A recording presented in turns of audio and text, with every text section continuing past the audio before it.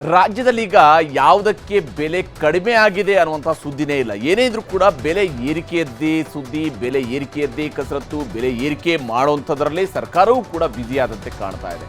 ಒಂದು ಕಡೆಯಲ್ಲಿ ಮಳೆ, ಮುಂಗಾರು ಮಳೆ, ಈ ಕಾರಣಕ್ಕಾಗಿ ತರಕಾರಿಗಳ ರೇಟ್ ಜಾಸ್ತಿ ಆಗ್ತಾ ಇದೆ. ಟೊಮೆಟೊ ಕೆಜಿಗೆ 100 ರೂಪಾಯಿ ಹೋಗ್ತಾ ಇದೆ. ಬೀನ್ಸ್, ಹೀಗೆ ಬೇರೆ ಬೇರೆ ತರಕಾರಿಗಳ ರೇಟ್ 200 ರೂಪಾಯಿಯನ್ನು ದಾಟ್ತಾ ಇದೆ. ಬೇಳೆಕಾಳು ಪ್ರತಿಯೊಂದರ ರೇಟ್ ಕೂಡ ಜಾಸ್ತಿ ಆಗಿದೆ. ಕೆಲಸಕ್ಕೆ ಹೋಗೋಕ್ಕೆ ಬಸ್ ಹತ್ತಿದ್ರೆ ಟಿಕೆಟ್ ರೇಟ್ ಕೂಡ ಜಾಸ್ತಿ ಆಗಿದೆ ಗಂಡು ಮಕ್ಕಳಿಗೆ. ಯಾಕಂದರೆ ಹೆಣ್ಮಕ್ಳಿಗೇನೋ ಫ್ರೀ ಇದೆ, ಆದರೆ ಗಂಡಸರು ಬಸ್ಸಲ್ಲಿ ಹೋಗಬೇಕಾದ್ರೆ ಅವ್ರಿಗೂ ಕೂಡ ಬೆಲೆ ಜಾಸ್ತಿ ಆಗ್ತಾ ಇದೆ. ಮತ್ತೊಂದು ಕಡೆ ಬೈಕಲ್ಲಿ ಹೋಗೋಣ ಅಂದರೆ ಪೆಟ್ರೋಲ್ ಬೆಲೆನೂ ಜಾಸ್ತಿ ಮಾಡಿದರು. ಬೆಲೆ ಏರಿಕೆ ನೋಡಿ ತಲೆ ಕೆಡಿಸಿ ಕಾಫಿ ಟೀ ಕುಡಿಯೋದಕ್ಕೆ ಹೋದರೆ ಇವತ್ತು ಹಾಲಿನ ದರ ಕೂಡ ಹೆಚ್ಚಿಸಿದ್ದಾರೆ. ಯಾವ ಸ್ವರೂಪದಲ್ಲಿ ಗ್ಯಾರಂಟಿ ಸರ್ಕಾರ ಈಗ ದುಬಾರಿ ಆಡಳಿತ ನಡೆಸ್ತಾ ಇದೆ ಅನ್ನೋದ್ರ ಬಗ್ಗೆ ವರದಿ ತೋರಿಸ್ತೀನಿ ನೋಡಿ.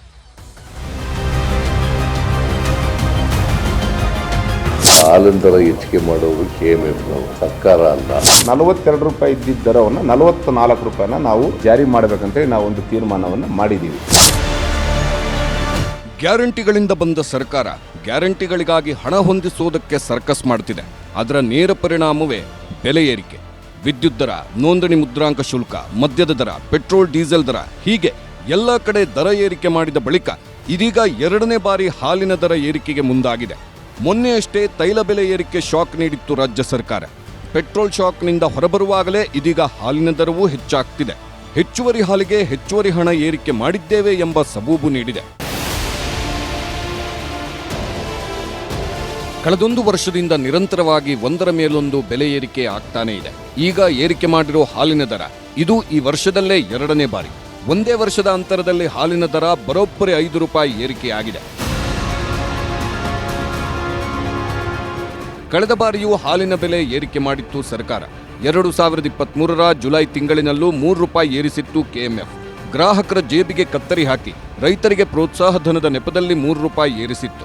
ಆದರೂ ಕೂಡ ಪ್ರೋತ್ಸಾಹ ಧನ ಕೊಟ್ಟಿರಲಿಲ್ಲ. ಈಗಲೂ ಸರ್ಕಾರ ಜಾಸ್ತಿ ಮಾಡಿರೋ ದರವನ್ನ ಹಾಲು ಉತ್ಪಾದಕರಿಗೆ ನೀಡಬೇಕೆಂಬ ಬೇಡಿಕೆ ಎದ್ದಿದೆ. ಬೆಳಗ್ಗೆ ಹಾಲು ಕರಿಬೇಕು ಅಂದರೆ 5 ಗಂಟೆಗೆ ಹೇಳಬೇಕು. ಆ ಚಿತ್ರಹಿಂಸೆ ಯಾರಿಗೂ ಬೇಕಾಗಿಲ್ಲ. ಅಂಥ ಕಷ್ಟ ಇದೆ. ದನ ಸಾಕ್ತವ್ರಿಗೆ ಕಷ್ಟ. ಗ್ರಾಹಕರಿಗೆ ಜಾಸ್ತಿ ಮಾಡಿದ್ಮೇಲೆ ಅದನ್ನು ಉತ್ಪಾದಕರಿಗೆ ಕೊಡಬೇಕಾಯ್ತು. ಗ್ರಾಹಕರಿಗೆ ಜಾಸ್ತಿ ಮಾಡಿದ್ರು ಉತ್ಪಾದಕರಿಗೂ ಕೊಟ್ಟಿಲ್ಲ. ಆದರೆ ಅದು ಯಾತಕ್ಕೆ? ಮಧ್ಯದಲ್ಲಿ ನೀವು ಅದನ್ನು ತಿನ್ನೋದಕ್ಕೆ ನಾವು ಹುಲ್ ಕುಯ್ಕ ಬಂದು ಕಬ್ಬನ ಗದಲ್ಲಿ ಹಾವು ಚೇಳು ಎಲ್ಲ ಇರ್ತವೆ. ಅದನ್ನು ಕರೆದು ಡೈರಿಗೆ ಹಾಕಿ ನಾವು ಬರೋದಕ್ಕೆ ನಾವು ನಮ್ಮ ಬೆವರು ಎಲ್ಲ ಸುರಿಸಿ ನಮ್ಗೆ ಯಾಕೆ ಕೊಡ್ತಾಯಿಲ್ಲ? ನಮ್ಗೆ ಪ್ರೋತ್ಸಾಹನೂ ಇಲ್ಲ. ಓಲಿ ಹಾಲಿನ ದರ ನಮ್ಗೆ ಹೆಚ್ಚು ಮಾಡಿದ್ಮೇಲೆ ಗ್ರಾಹಕರು ಹೆಚ್ಚು ಮಾಡಿದ್ರಿ ಅಲ್ವಾ, ನಮಗೂ ಜಾಸ್ತಿ ಕೊಡು. ಇನ್ನು ಹಿಂದೆಲ್ಲ ಯಾವೆಲ್ಲ ಬೆಲೆ ಏರಿಕೆ ಆಗಿತ್ತು ಅನ್ನೋದನ್ನ ನೋಡೋದಾದ್ರೆ, ವಾಣಿಜ್ಯ ಬಳಕೆ ವಿದ್ಯುತ್ ದರವನ್ನ ಪ್ರತಿ ಯೂನಿಟ್ಗೆ 2 ರೂಪಾಯಿ 40 ಪೈಸೆ ಹೆಚ್ಚಳ ಮಾಡಿತ್ತು. ಆಸ್ತಿ ಖರೀದಿ ಮಾರಾಟ ಶುಲ್ಕವನ್ನ 30% 50% ಹೆಚ್ಚಳ ಮಾಡಿತ್ತು. ಮುದ್ರಾಂಕ ಶುಲ್ಕವನ್ನ 200% 500% ಹೆಚ್ಚಳ ಮಾಡಿತ್ತು. ಇಂಜಿನಿಯರಿಂಗ್ ದಾಖಲಾತಿ ಶುಲ್ಕವನ್ನ 15% ಹೆಚ್ಚಳ ಮಾಡಲಾಗಿದೆ. ಎಲ್ಲ ಮದ್ಯದ ದರವನ್ನ 20% ಏರಿಸಲಾಗಿದೆ. ಬಿಯರ್ ದರವನ್ನ 2 ಬಾರಿ ಏರಿಸಲಾಗಿದೆ. ಹೊಸ ವಾಹನ ತೆರಿಗೆ ಶುಲ್ಕವನ್ನ 9% 15% ಹೆಚ್ಚಳ ಮಾಡಲಾಗಿದೆ. 2023ರ ಆಗಸ್ಟ್ 1ರಂದು ಬಸ್ ಪ್ರಯಾಣದ ಟಿಕೆಟ್ ದರವನ್ನ 2ರಿಂದ 5 ರೂಪಾಯಿವರೆಗೆ ಹೆಚ್ಚಳ ಮಾಡಲಾಗಿದೆ. ಮೊನ್ನೆ 15ನೇ ತಾರೀಕು ಪೆಟ್ರೋಲ್ 3 ರೂಪಾಯಿ, ಡೀಸೆಲ್ 3 ರೂಪಾಯಿ 50 ಪೈಸೆ ಹೆಚ್ಚಳ ಮಾಡಿದೆ ಸರ್ಕಾರ. ಇನ್ನೂ ಹಾಲಷ್ಟೇ ಅಲ್ಲ, ಆಲ್ಕೋಹಾಲ್ ಕೂಡ 2ನೇ ಬಾರಿ ದುಬಾರಿಯಾಗೋ ಸಾಧ್ಯತೆ ಇದೆ. ಜುಲೈ 1ರಿಂದ ಕಡಿಮೆ ದರದ ಮದ್ಯ ಭಾರಿ ದುಬಾರಿಯಾಗಲಿದೆ.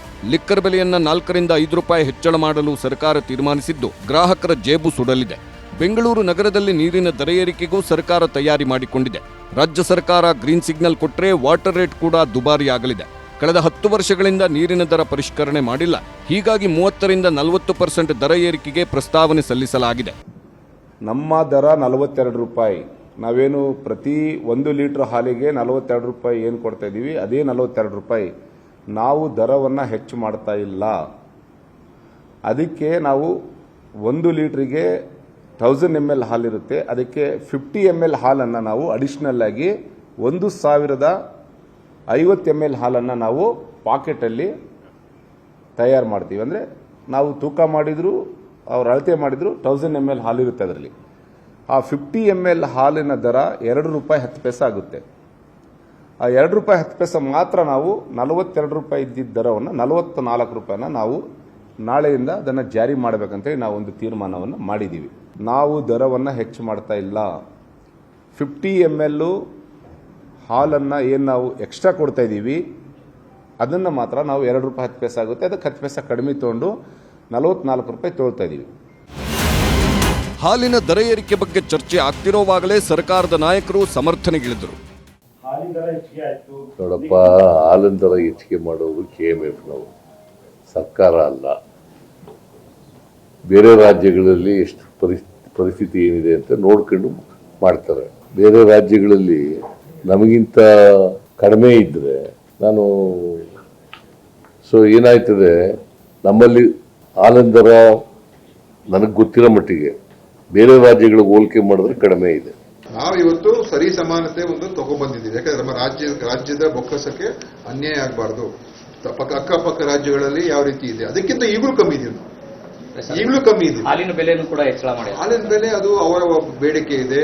ಅದು ಇಲಾಖೆಯ ಸಚಿವರಿಗೂ ಕೂಡ ಕೇಳ್ಕೊಡಿ. ಯಾಕಂತ ಹೇಳಿದ್ರೆ ಅಲ್ಲಿ ಹಾಲು ಉತ್ಪಾದನೆ ಮಾಡೋರು ಕೂಡ ಅವ್ರದ್ದು ಬೇಡಿಕೆ ಇದೆ, KMF ಅವ್ರದ್ದು ಕೂಡ ಬೇಡಿಕೆ ಇದೆ, ಮತ್ತು ಎಲ್ಲ ಇಂಡಸ್ಟ್ರಿ ಕೂಡ ಉಳಿಬೇಕು, ಹಾಲು ಉತ್ಪಾದನೆ ಮಾಡೋರು ಕೂಡ ಲಾಭ ಆಗಬೇಕು.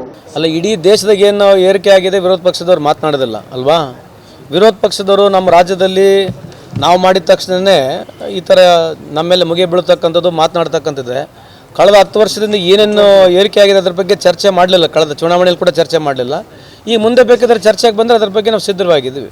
ಸರ್ಕಾರ ಹೀಗೆ ಸಮರ್ಥನೆ ಮಾಡಿಕೊಳ್ತಿರೋವಾಗಲೇ ಬಿಜೆಪಿ ನಾಯಕರು ಮುಗಿಬಿದ್ರು. ಬೆಲೆ ಏರಿಕೆಯ ಪರ್ವ ಶುರುವಾಗಿದೆ. ಅಂದರೆ ಇನ್ನು ಮುಂದೆ ರಾಜ್ಯದ ಜನ ಬೆಲೆ ಏರಿಕೆ ಒಂದನ್ನೇ ನೋಡಬೇಕು, ಬೇರೆ ಏನೂ ಇಲ್ಲ. ನೋ ಡೆವಲಪ್ಮೆಂಟ್, ಓನ್ಲಿ ಬೆಲೆ ಏರಿಕೆ. ಸಿದ್ದರಾಮಯ್ಯನವರೇ, ಕಾಂಗ್ರೆಸ್ ಅವರೇ, ನಿಮಗೆ ಮಾನ ಮರ್ಯಾದೆ ಇದೆಯಾ? ಜನಗಳು, ಬಡವರ ಗತಿ ಏನು ಇವತ್ತು? ಇವರಿಬ್ಬರು ಬಡವರ ರಕ್ತವನ್ನ ತಿಗಣೆ ಸೊಳ್ಳೆಗಳ ತರ ಈರ್ತಾ ಇದ್ದಾರೆ ಹಾಕಿ. ಇವ್ರಿಗೆ ಶಾಪ ತಡ್ತೈತೆ. ಈ ಶಾಪದಿಂದನೇ ಸರ್ಕಾರ ಬಿದ್ದೋಗ್ತದೆ. ಜನರ ರಕ್ತವನ್ನು ಈರುವಂಥದ್ದು, ಜನರಿಗೆ ದರ ಏರಿಕೆಯ ಬರೆಯನ್ನು ಎಳೆಯೋದ್ರಲ್ಲೇ ಇವರ ಕೊಡುಗೆ ಒಂದು ಪ್ರಾಮಾಣಿಕ ಕೊಡುಗೆ, ಪ್ರಾಮಾಣಿಕ ಗ್ಯಾರಂಟಿ ಅಂತ ಏನಾದ್ರು ಕೊಡ್ತಿರೋ ಇಡೀ ನಾಡಿನ ಜನಕ್ಕೆ ದರ ಏರಿಕೆ, ಹಣದುಬ್ಬರ. ಆಲ್ಕೋಹಾಲ್ ಆಯಿತು, ಹಾಲಾಯಿತು, ಬಿತ್ತನೆ ಬೀಜ ಆಯಿತು, ಕರೆಂಟ್ ಆಯಿತು, ಇಂಧನ ಬೆಲೆ ಆಯಿತು, ಸ್ಟಾಂಪ್ ಡ್ಯೂಟಿ ಆಯಿತು, ವೆಹಿಕಲ್ ರಿಜಿಸ್ಟ್ರೇಷನ್ ಫೀಸ್ ಆಯಿತು. ಇನ್ನೇನಿದೆ ಏರ್ಸೋದಕ್ಕೆ? ಸತ್ತ ಹೆಣದ ಮೇಲೆ ಒಂದು ತೆರಿಗೆ ಹಾಕ್ಬಿಡ್ರಿ. ಸತ್ತ ಹೆಣಕ್ಕೆ ದಫನ್ ಮಾಡೋದಕ್ಕೆ ಇಷ್ಟು ತೆರಿಗೆ ಅಂತ ಆಗಿಬಿಟ್ರೆ ಈ ಸರ್ಕಾರ ಕೋಟ್ ಹಾಕಿದ್ದಕ್ಕೆ ಜನಕ್ಕೆ ಸಾರ್ಥಕ ಆಗುತ್ತೆ. ಹಿಡಿ ಶಾಪ ಆಗ್ತಾ ಇದ್ದಾರೆ. ಹಾಲಿನ ದರನೂ 2ನೇ ಬಾರಿ ಏರಿಕೆ ಮಾಡ್ತಿರೋದು. ಜನ ಹಿಡಿ ಶಾಪ ಆಗ್ತಾ ಇದ್ದಾರೆ. ಗ್ಯಾರಂಟಿಯಿಂದ ಬಂದ ಸರ್ಕಾರ ಗ್ಯಾರಂಟಿಗಾಗೇ ದರ ಏರಿಕೆ ಮಾಡ್ತಿದೆ ಅನ್ನೋದು ಪ್ರತಿಪಕ್ಷಗಳ ಆರೋಪ. ಅದು ಜನಸಾಮಾನ್ಯರ ಮಾತು ಕೂಡ. ಬೆಲೆ ಏರಿಕೆ ಅನ್ನೋವಾಗಲೇ ಸರ್ಕಾರದ ವಿರುದ್ಧ ಜನರು ತಿರುಗಿ ಬಿದ್ದಿದ್ದಾರೆ. ಉಚಿತ ಅಂತೇಳಿ ಈ ಥರ ಭಾಳ ಬೆಲೆ ಏರಿಕೆ ಮಾಡ್ತಾ ಇದ್ದಾರೆ. ಎಲ್ಲ ಏರಿಕೆ ಮಾಡಿ ಬೇರೆಯವ್ರಿಗೆ ಉಚಿತ ಕೊಡ್ತಾ ಇದ್ದಾರೆ ಅಷ್ಟೇ. ಹಾಲಿನ ರೇಟು ಜಾಸ್ತಿ ಮಾಡಿದ್ರೆ ಕಷ್ಟ, ಆಕ್ಚುಲಿ ಬಡವರಿಗೆ ಕಷ್ಟ, ತುಂಬಾ ಕಷ್ಟ ಆಗ್ಬೋದು. ಈ ತರ ಆದ್ರೆ ಜಾಸ್ತಿ ಆದ್ರೆ ಎಲ್ಲದರದ್ದು ರೇಟ್ ಜಾಸ್ತಿ ಆಗುತ್ತೆ. ಪನ್ನೀರ್ದು ಜಾಸ್ತಿ ಆಗುತ್ತೆ, ಆಮೇಲೆ ಮೊಸರದ್ದು ಜಾಸ್ತಿ ಆಗುತ್ತೆ. 2 ರೂಪಾಯಿ ಜಾಸ್ತಿ ಮಾಡೋದು ಬೇಡ, 5 ಮಿಲಿ ಜಾಸ್ತಿ ಕೊಡೋದು ಬೇಡ. ಕರೆಕ್ಟಾಗಿ ಹೆಂಗಿದೆ ಹಂಗೆ ಹೋಗ್ಲಿ.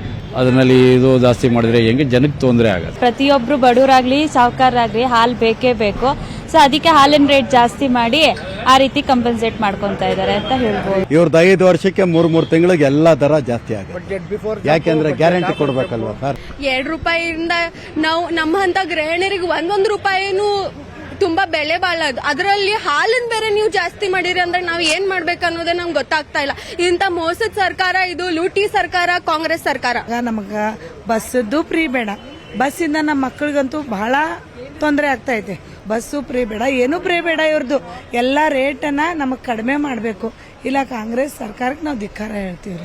ಒಂದ್ ಕಡೆ ಕೇಂದ್ರ ಸರ್ಕಾರ, ಮತ್ತೊಂದ್ ಕಡೆ ರಾಜ್ಯ ಸರ್ಕಾರ ಒಬ್ಬೊಬ್ಬರು ಒಂದೊಂದು ಬೆಲೆ ಏರಿಸ್ತಾ ಹೋದ್ರೆ ಜೀವನ ಮಾಡೋದಾದ್ರೂ ಹೇಗೆ ಎಂಬ ಚಿಂತೆಗೀಡಾಗಿದ್ದಾರೆ ಜನರು. Bureau report, news 18.